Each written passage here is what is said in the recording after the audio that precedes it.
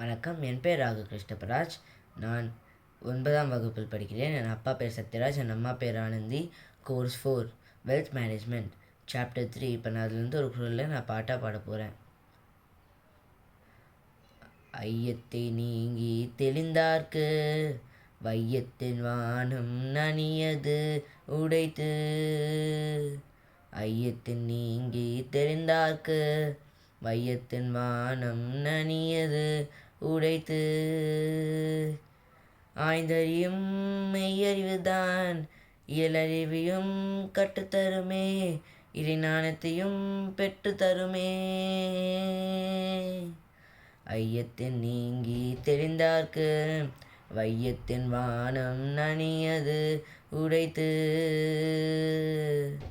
நன்றி மேம்.